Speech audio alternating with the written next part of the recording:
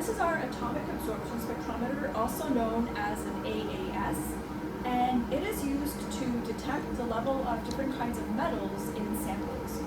So if you're from Pennsylvania, perhaps you've seen those orange rivers around.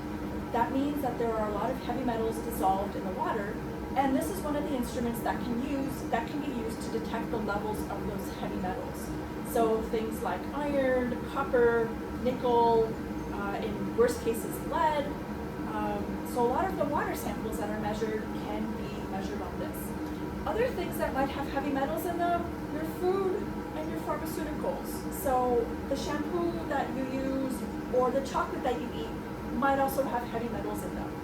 This instrument can also detect those levels as well. It is really, really sensitive, which means it can detect levels right down to the parts per million level. And how do we prepare our samples for that?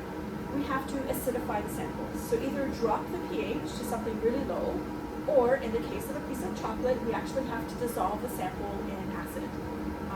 And what you end up with is a liquid that you can put into one of these tubes. This is an auto sampler.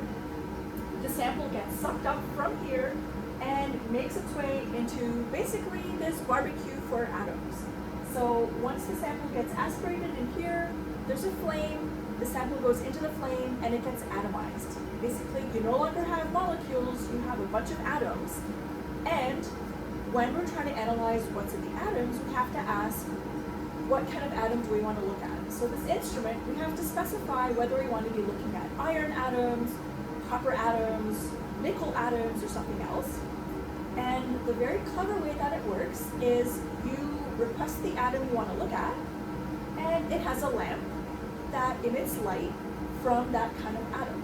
So if I want to detect the amount of iron in the sample, I would request the iron lamp, or the lamp containing iron, to basically irradiate the sample, and then the sample either absorbs that light or does not absorb that light. How much of the light gets absorbed tells me how much of the ion I have in my sample. So for example, if there's a lot of iron absorbance, that means that my sample would have a lot of iron in it. A lot of our project students use this instrument as part of their research. So we've had several students trying to figure out ways to remedy acid mine drainage. Some of our students have been growing different kinds of fungi. Other students have been using biofilms to try to clean the water.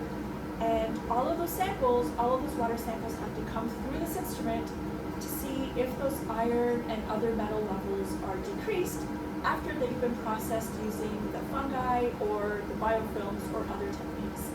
It is a relatively straightforward instrument to use, and once the students get experience on it, they can take that out into industry and into academia.